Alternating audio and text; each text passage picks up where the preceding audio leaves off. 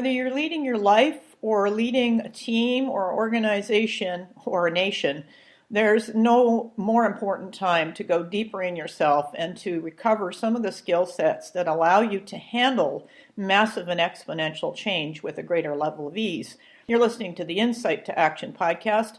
My name is Dawna Jones. I'm your host, and my work is in the field of leadership, consciousness, leadership, and business innovation.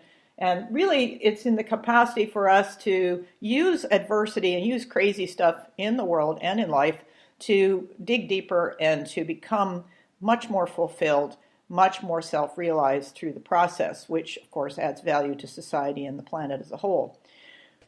Also on this program today, as you regular listeners will know, I often feature a musical track. And so today's program includes a track from pop punk band Chase Your Words. This story I'll tell you at the end of the podcast, but it was a fun story. And so the artist's own music is donated by the band or contributed by the band for you, but that'll be at the end of the program.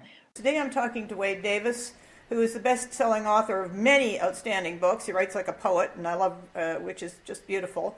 An award-winning anthropologist, ethnobotanist, filmmaker, and photography. And today we're talking about connecting ancient wisdom to leading in complexity. So, Wade, first of all, thanks for being on the program. Thanks, Dawna. Let's start by talking about what modern-day leaders can learn from ancient navigators about leading in complexity. And just to preface this by saying I was reading The Wayfinders, where you've given a beautiful description of the training that goes in for the Polynesian navigators, because these are complex systems these indigenous peoples lived in. What can modern day leaders learn from them? Well, I think the most important thing for all of us to learn in an increasingly connected, globalized, hopefully pluralistic world is the sort of the central lessons of anthropology, and that is basically that every culture has something to say and each deserves to be heard. And the curse of humanity since the dawn of awareness has been a kind of cultural myopia. The idea that, my world is the real world and everybody else is a failed attempt at being me. And that's kind of a malady that, an illness, if you will, that everybody suffered from. I mean, many indigenous tribal names, for example, translate to people, the implication being that the blokes over the hill aren't human beings. And the word barbarian comes from the Greek word barbarous, and one who babbles. And if you didn't speak Greek, you didn't exist. But the Aztec had exactly the same notion in the Nahuatl. And this kind of cultural myopia has really been the cause of so much conflict in the history of the world.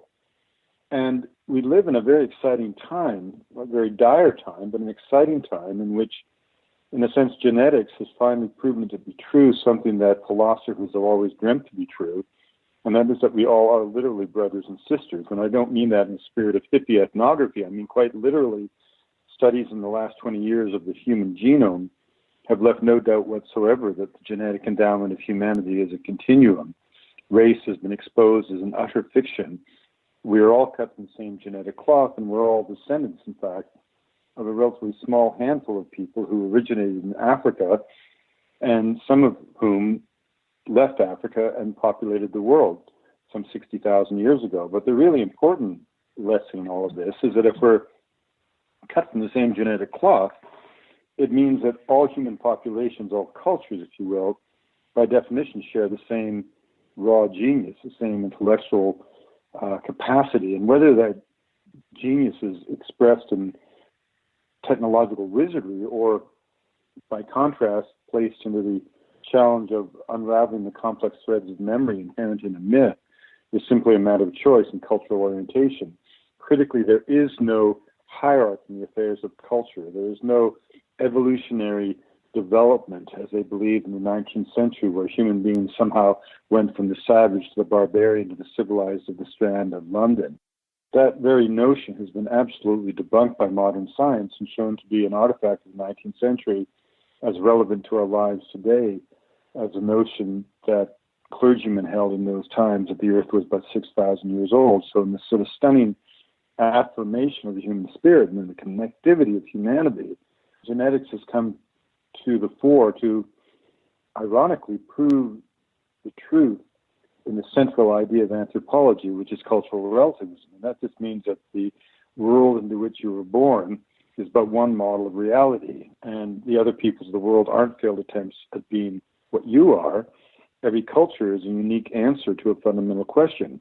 What does it mean to be human and alive? And when the peoples of the world answer that question, they do so in the 7,000 different voices of humanity spoken today on Earth.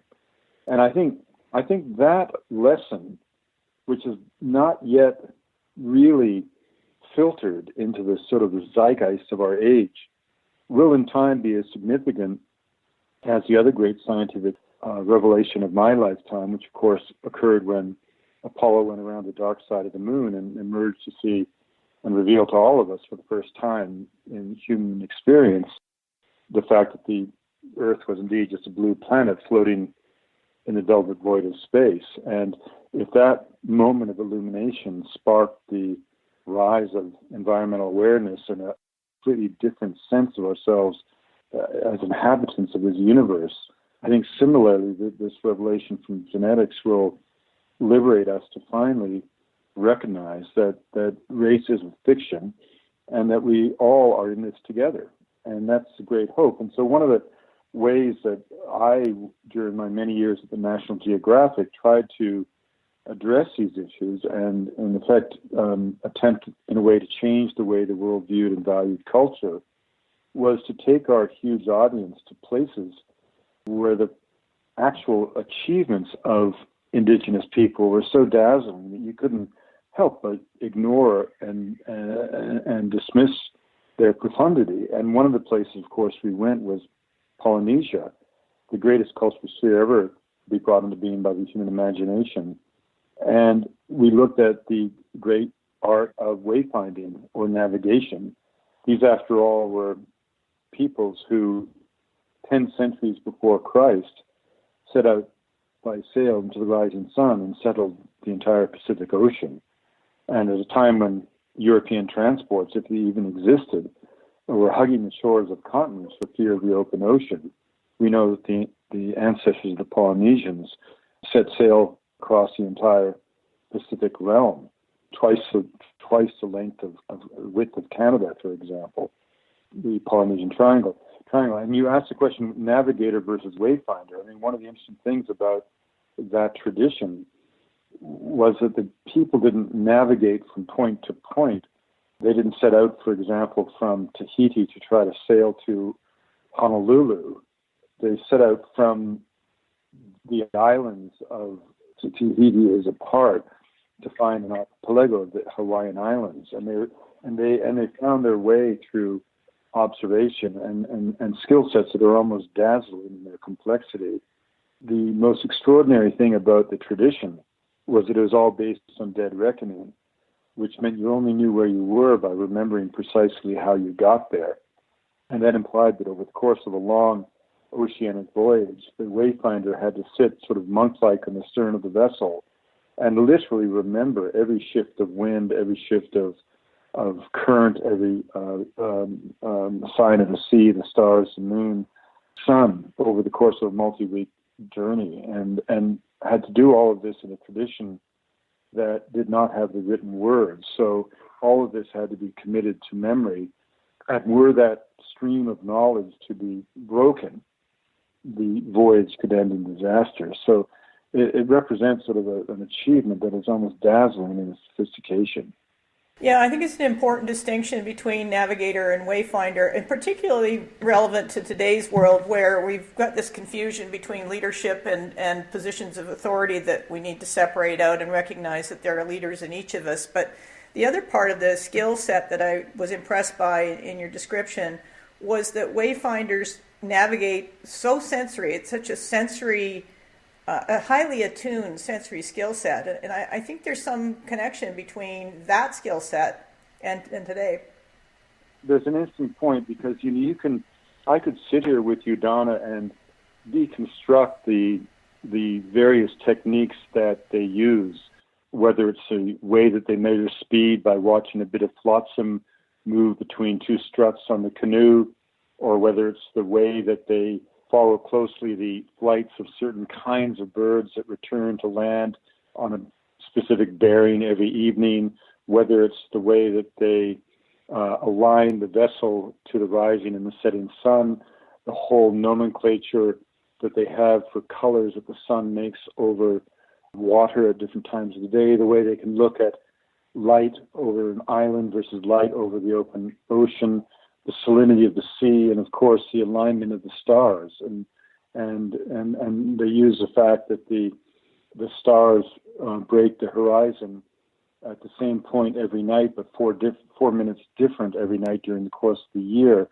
So as long as you can know all the stars in the night sky and know what time they should break on any one evening, you can establish a series of sort of guiding stars that you can subtend in the stay of your mast and use that as a guiding principle for a certain amount of time each night, and then you move to the next star. It's extraordinarily complicated.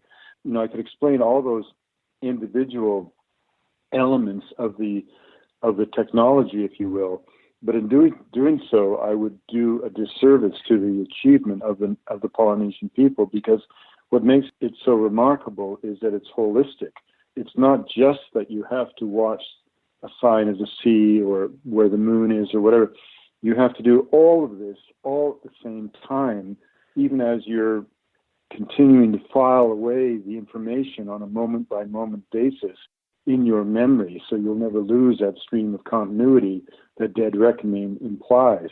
And I got a very personal and visceral sense of this when I sailed on the Hokulea, which is, of course, the great sacred vessel of the Polynesian Voyaging Society, the kind of the prototype for all of these seagoing catamarans that have been built throughout Polynesia as a consequence of the great cultural revival that's underway.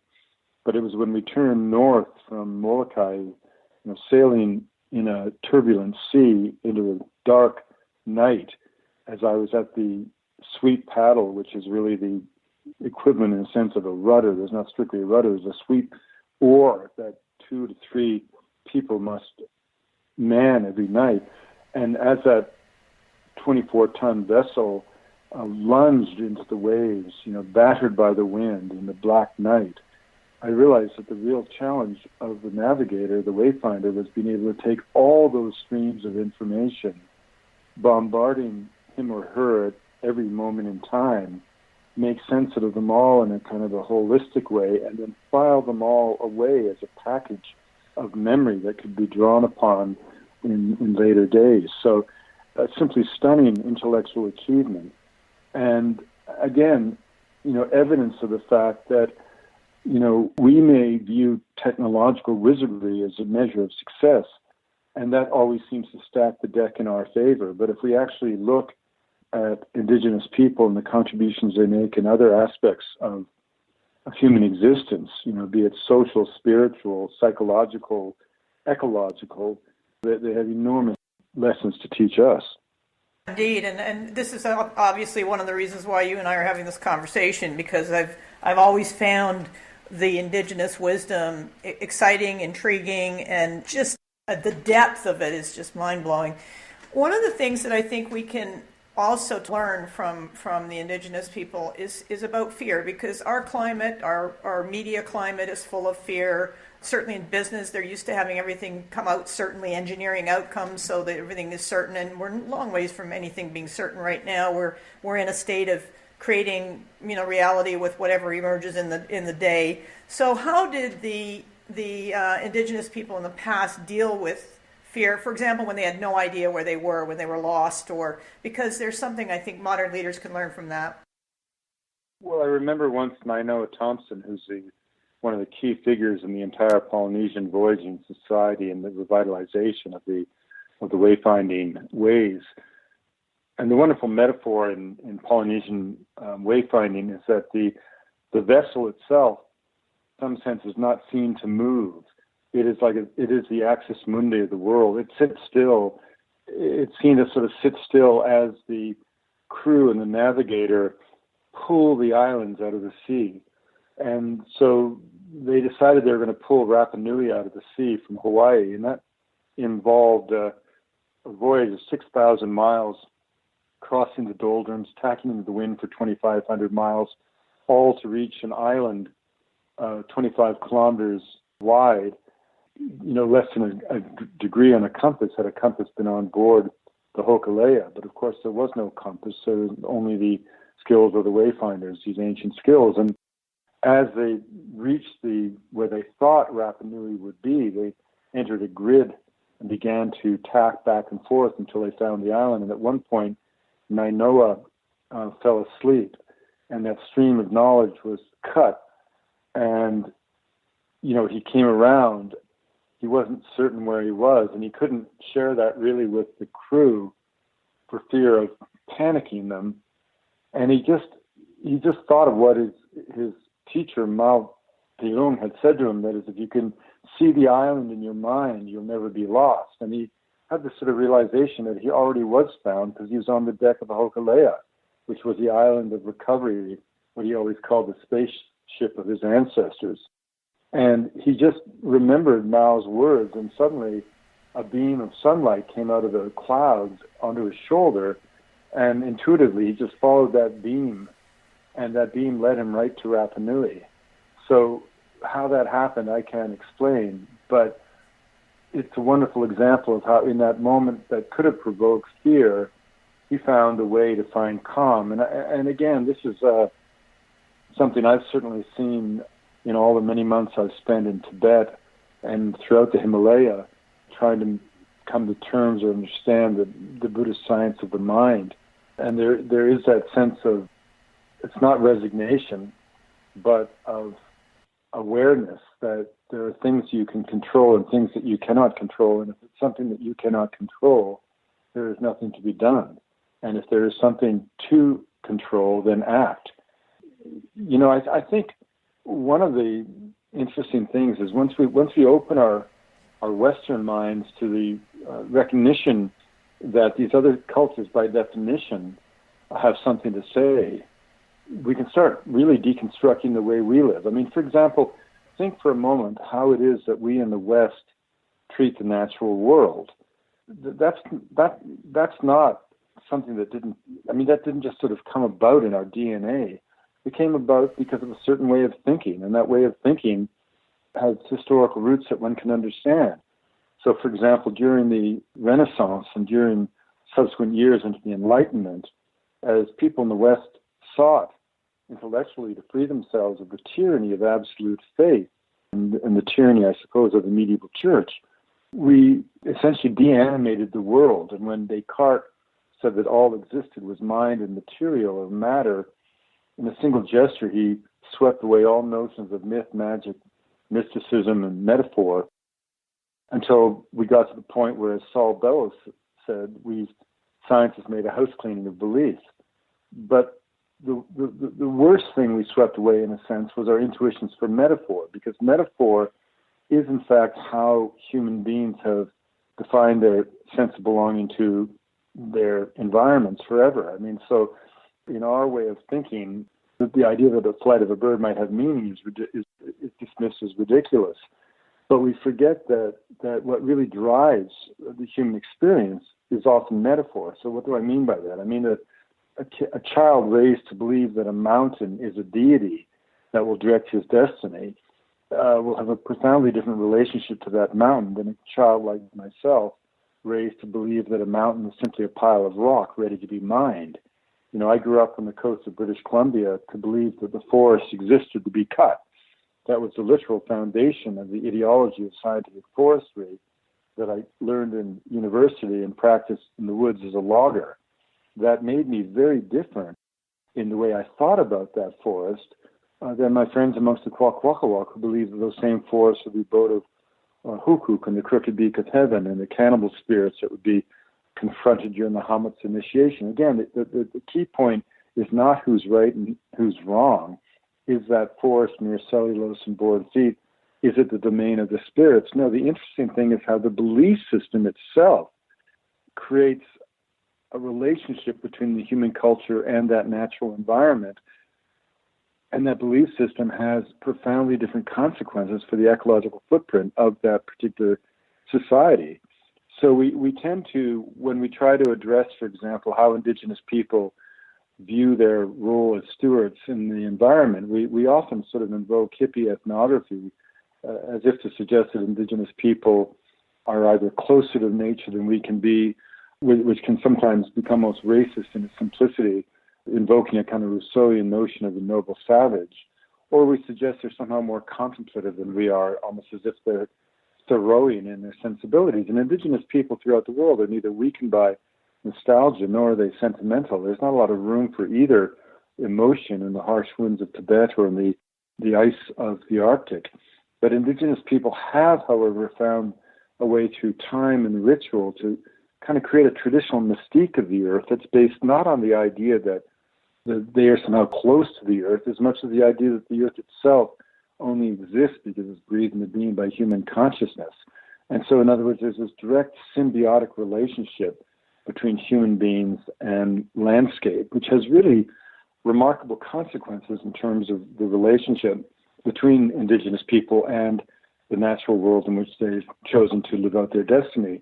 And our way of thinking about the world as being deanimate, with human beings, with animals and plants, just sort of props on a stage upon which the human drama unfolds, is actually highly anomalous and unusual in the realm of human culture. We're the exception, not the rule. You've laid out an intriguing series of relationships there, and I think what I really appreciate about all of that is that fundamentally it comes down to consciousness and the construct of your consciousness, which has to do with your belief system as much as anything, values and so forth. But certainly we're in the middle of a shift in beliefs, or at least an exploration or examination of them, I would hope. Oh, I think, I think one of the things people are always asking me, Dawna, if I'm optimistic. And maybe they're surprised to see how optimistic I am. But in my lifetime, women have gone from the kitchen to the boardroom, people of color from the woodshed to the White House, gay people from the closet to the altar. 40 years ago, getting people to stop throwing garbage out of a car window was considered an environmental victory. Nobody spoke of the biosphere or biodiversity. Now these terms are part of the language of school children. So we've made enormous progress since that. And much of it, I think, really does trace to these moments where the entire paradigm shifts. So, the moment when we saw the Earth from space, and suddenly the Earth was not a limitless horizon, but a finite orb. Or this revelation I mentioned at the beginning of this podcast, where we really do have demonstrable proof that race is a fiction. It is a fiction, that we all are brothers and sisters. I mean, this is an extraordinary revelation which has hardly begun. It will still take time to seep into every pore of human awareness. But remember, we're talking about a Western society that as recently as the 1920s, or certainly the 1890s, had no word in the English language for what we now call racism. Such was the assumption of the inherent superiority of the white male. So, social change never happens as quickly as we'd like it to, and it happens in fits and starts, as Lord knows we're recognizing today in the United States. But ultimately, it's moving in the direction of a more integrated, more pluralistic, more equitable world. There's no doubt about it. I agree with you. As an explorer and an anthropologist, you've definitely entered into new territory, unfamiliar zones, ambiguous situations as sort of part of the job description. What's your compass in those environments? How do you work with such diverse worldviews? It's interesting. People often would think that people like myself are somehow swashbuckling our way around the world. Well, what I've always found in the dance of culture, when you encounter a new culture, the skills that or attitudes that make one welcome as a guest in any culture of the world are not dissimilar to what would make me welcome at your house at Thanksgiving. Good manners, self-deprecating humor, a willingness to pitch in, to eat what's put before me, and to sleep where I'm asked to sleep. I always say that it's empathy and love that allows you to be welcomed and allows you to go from being a stranger to a guest of the people. And for me, it's something that I've in effect been doing since I was 14 years old and first went to live alone in Colombia in 1968. And to me, one of the really great joys of travel, and certainly one of the joys of anthropology, is that moment where you sort of find yourself dancing with a new culture. And it's a little bit like dancing with a woman for the first time. You don't know quite how it's going to go. You're hoping that things will work out and everybody will have a good time. My experience, of course, is that almost always one does have a good time. I mean, hospitality is the international language. And I find that one of the wonders of anthropology, or just the wonders of the study of culture, is that even as we celebrate our differences, the fantastic thing is that all human beings face essentially the same adaptive imperative. We all have to give birth. We all have to find ways to consistently couple, to raise our children, to educate our children, to allow our children to come of age. We all have to deal with the agonies of old age. We have to deal with the inexorable mystery that death represents. And it's, of course, death that invariably, in how we view death, that determines our metaphysical worldview. And so despite what's so fantastic is that we all share those same challenges, and yet we found so many different ways to address those challenges. And the joy of anthropology is both in our universal commonality and in the poetics of our diversity. Those two things go hand in hand, and that's what makes the study of culture so glorious. I love that poetics of diversity, because if diversity is one thing that people wrestle with, they either see it as something that's something to fear. But the term diversity, has been sort of co-opted by the left to imply, or at least to be seen by the right, as to imply set-asides, affirmative action, quotas, and so on. That's not what diversity means in an anthropological sense at all. Diversity is the full range of the human imagination brought into being by culture, and the full genius of the human imagination brought into being by culture. So, there's absolutely nothing to possibly denigrate about diversity. It's a strength of what we are as a species. It's a glory of what we are as a species. There's much to criticize about token set-asides and the glib use of the word diversity for political gain, but that's a whole different use of the term from what anthropology is all about. Yeah, understood. In the first episode of this podcast, I had a conversation with Irvin Laszlo about his book, What is Reality? And he also talks about the bifurcation of the humanity system, where linear evolution is collapsing under the weight of complexity and therefore creating a split in consciousness as one system fails and this new one emerges. But that gap is where we have the opportunity to co-create better solutions. How can ancient wisdom inform that process of bridging the gap, if you will, of consciousness at this point? Well, I think one of the fascinating, when we look at the absolute sea change has occurred in my lifetime, the chasm that existed between myself and my parents, I'm 63 years old, versus the real dearth of a chasm between myself and my own children. There was this fundamental shift, and that, as I said, that led to women being liberated from the kitchen. We just forget, and young women in particular tend to forget, what the status of women was. I mean, my mother's life was ruined because of her lack of opportunity. She was a brilliant woman.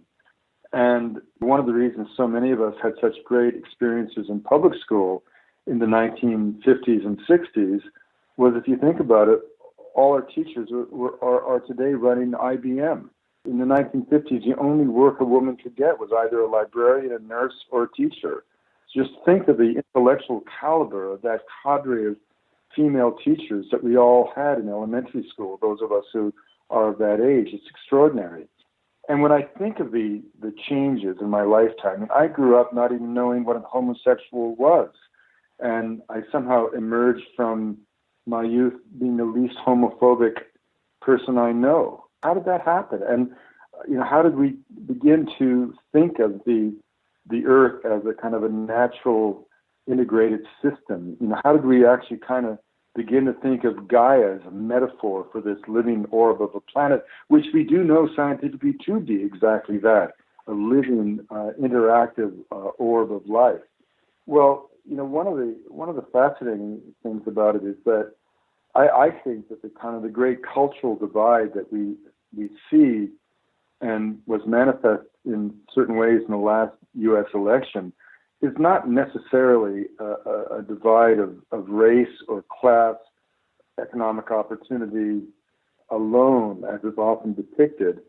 I think that a fundamental element of that culture class is between those individuals who, for whatever reason, were comfortable with the sea change of values and mores that occurred in the 1960s and early 70s versus those for whom those changes were deeply threatening, both psychologically, emotionally, spiritually.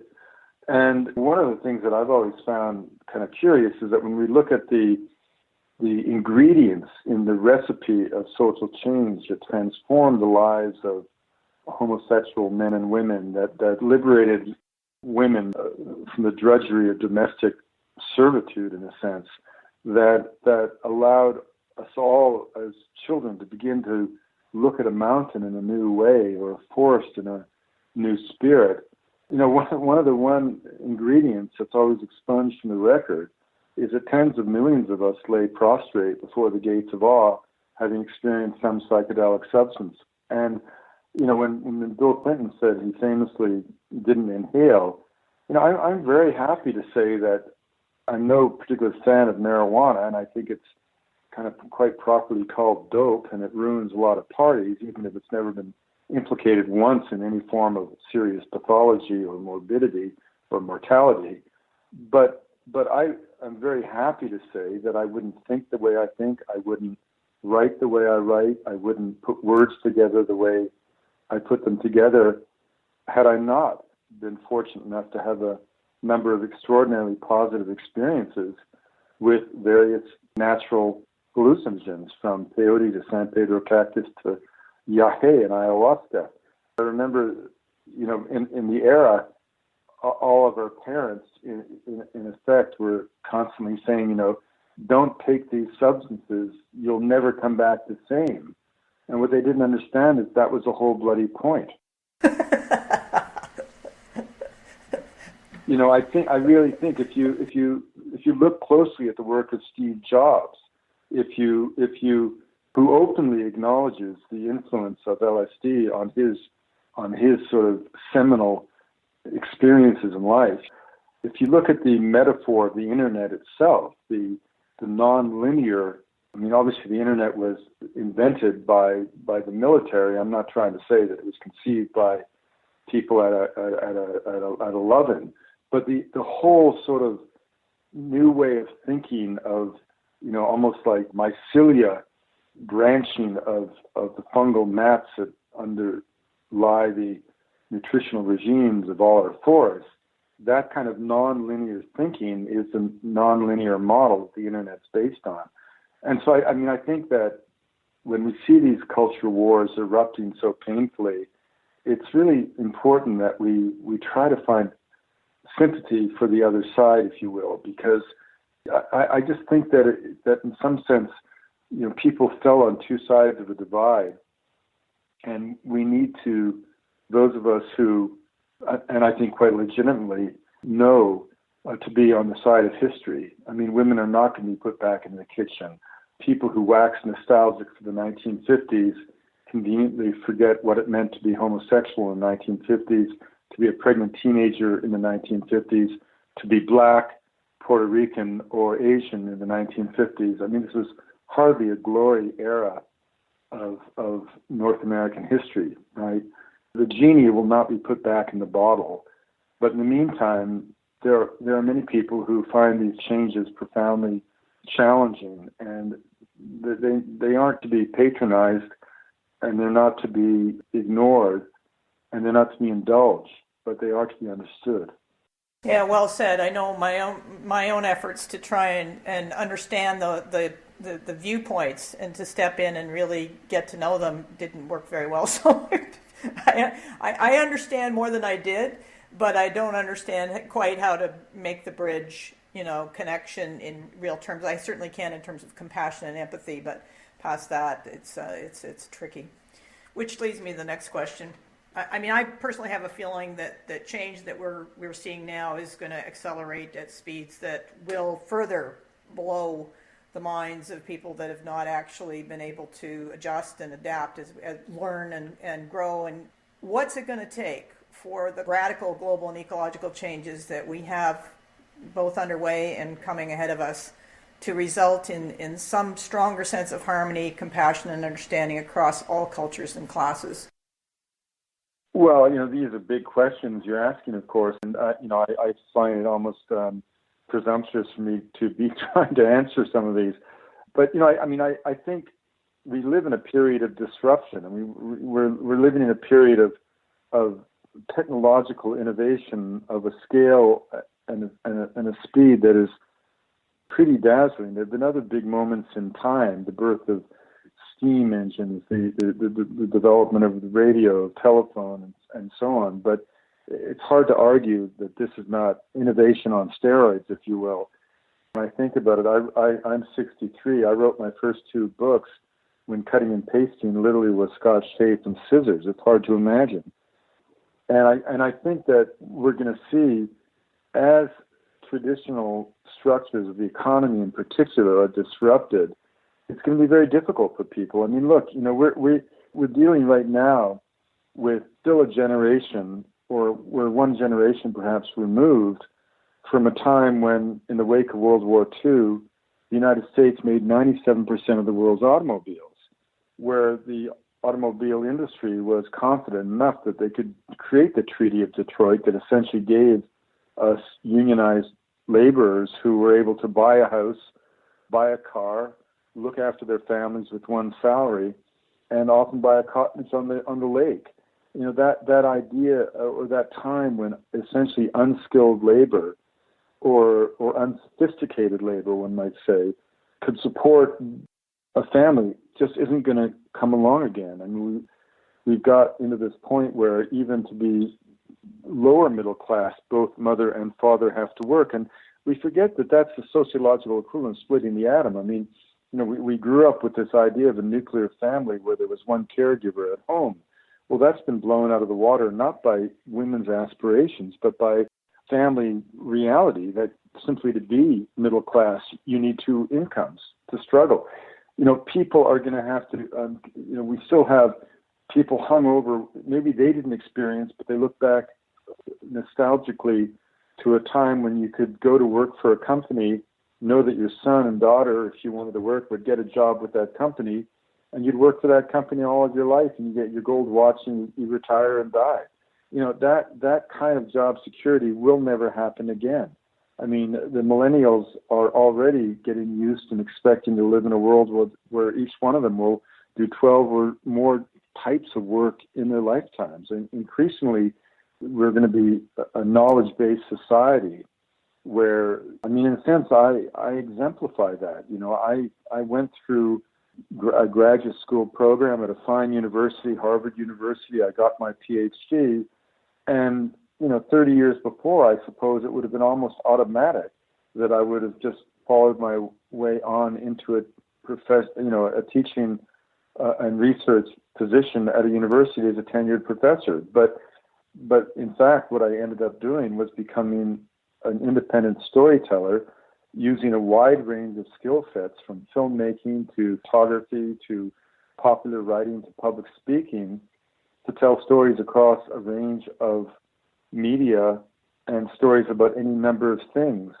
And I didn't really think of that I was doing anything innovative, but in retrospect, I was in the early 1980s, I was setting out and carving out a career path, which is now essentially the only way one can go about the craft of being a writer. I mean, you can't be a photographer anymore. You can't just be a writer. You have to have multiple skill sets across various disciplines, and that's what gives one freedom and independence and makes one employable and desirable to the marketplace. So, we're living just through a time where the nature of work is completely changed, and the one thing we should not be doing, it's reprehensible to be doing, is exploiting the sadness or the fears or the concerns of people caught by this economic and technological transformation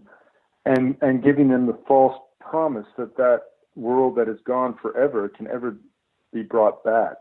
And that, to me, was the great lie of the Trump campaign. And it will be what comes back to destroy him, is that his own base is going to come and realize that the emperor not only has no clothes, but he was a false prophet who played on their fears and on their misery.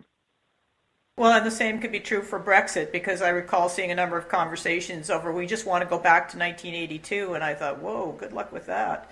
So your point's extremely well taken. Yeah, there's this thing of trying to go, first of all, you can never go back, but also, who would want to go back? I mean, we're living on the edge of one of the most exciting eras in human history. Within my lifetime, there's a very good chance that cancer will be seen as a thing of the past. There's a very good chance that fossil fuels will be seen as a archaic technology well left behind.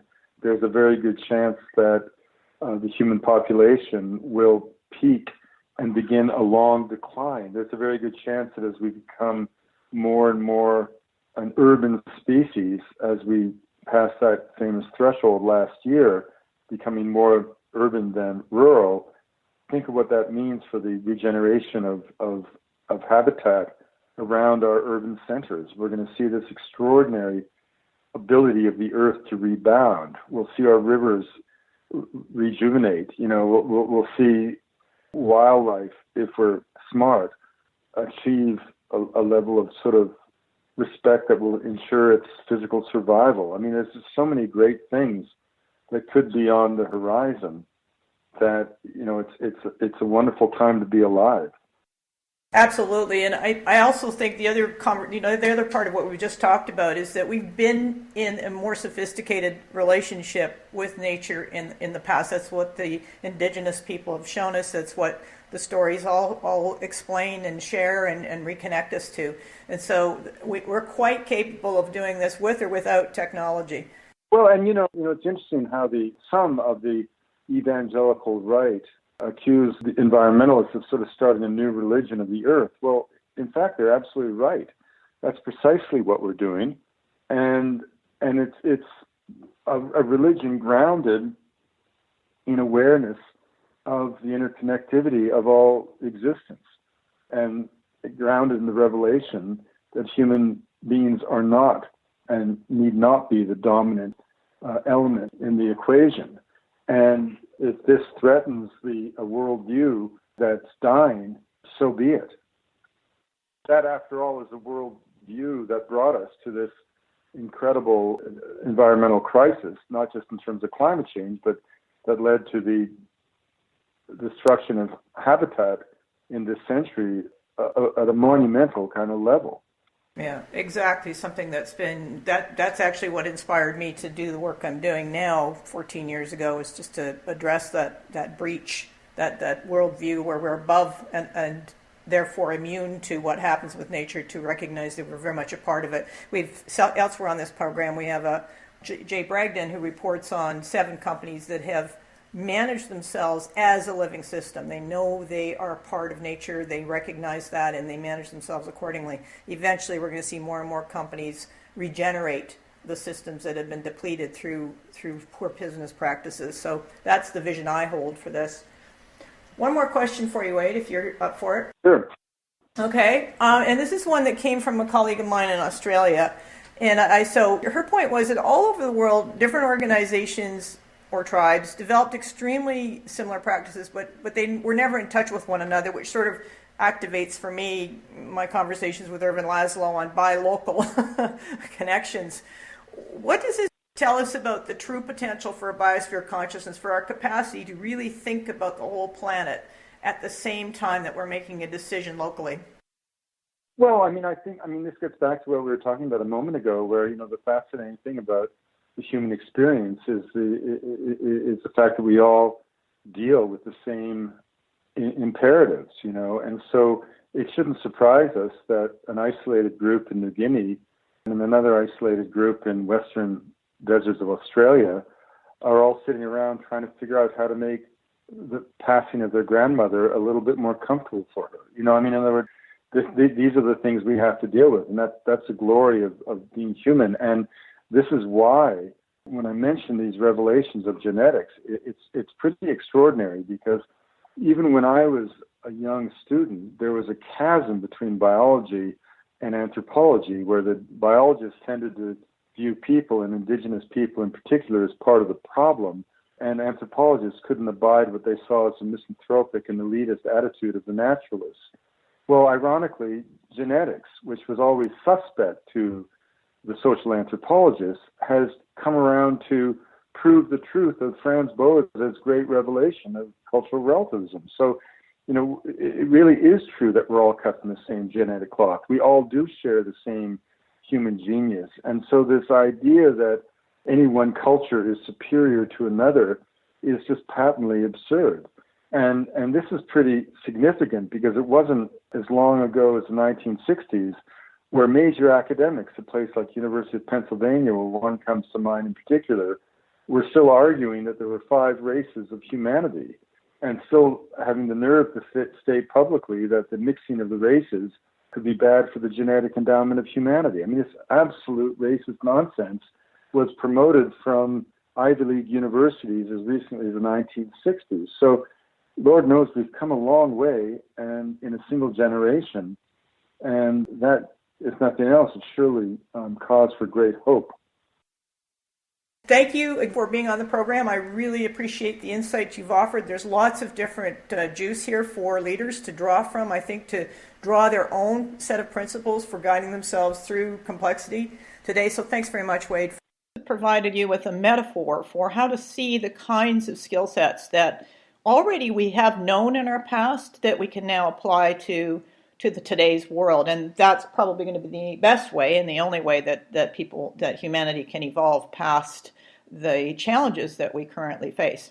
My name is Dawna Jones. As your host for the program, I also do consulting work in the field of business transformation, releasing untapped potential, particularly focusing on decision-making and complexity, and being able to widen the lens so you can see the unpredictable and better anticipate the unintended consequences of decisions. So it's really about systems seeing, perceiving, and at a wider scale, the leadership skills that are required to enable you to navigate the complexity that we're in with a greater ease and comfort. I write for the Huffington Post, Great Workplaces. I've written Decision Making for Dummies, which is not actually written for dummies. It is a higher level consciousness book, which is intended to bridge level 3 survivor-based consciousness to level 4 to 5, which is more transformational and purpose and inspirational driven. I encourage you to take a look. There's a lot of science in there on intuition, so don't be fooled by that title. I do speaking and workshops, and I'm happy to collaborate with internal change agents as well, designing some effective change processes that actually function in complexity rather than the old mechanistic approaches, which are heavily based on linear thinking. You can find more at my website, from insight2action.com. Right now, though, I am delighted to introduce you to Chase Your Words, which is a let's say this fast, pop-punk band. That's the genre. And I met the lead singer and guitar player in the Apple Store in Burnaby in the British Columbia area. What's hilarious about this is I've been into Apple stores all over the world, and in LA, when you walk into the Apple Store there, you meet everybody in the entertainment field. You meet the movie people, the sound people, the people that are indies, producers, musicians, you name it. They're in there working in this store. So it was really cool to walk into the Metrotown Apple Store and meet Chris, who is behind one of the founders of Chase Your Words. Chase Your Words is a local Vancouver band, and they've offered this track. You can find more from Chase Your Words on their website, chaseyourwords.com. It will be in the show notes as well. Thanks for joining me today. Here's Chris and his band, Chase Your Words.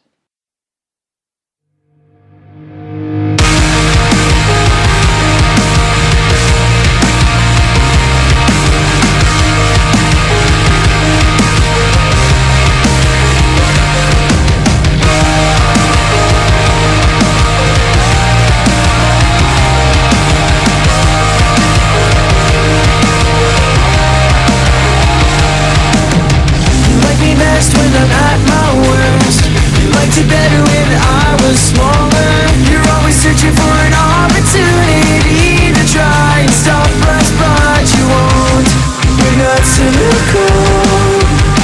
It doesn't matter anymore. Whatever it was you thought of me won't make a difference. We'll keep pressing on. Keep pressing on. So what do you want me to say? We're here now and here to stay. We made the most of our mistakes and kept pressing on and on. So say whatever you want, but in the end all we want is make the most of our mistakes and press on and on and on. Keep talking about how my future's a failure and how I should doubt every step I take, every move I make, how you laugh at all my mistakes. But I'll prove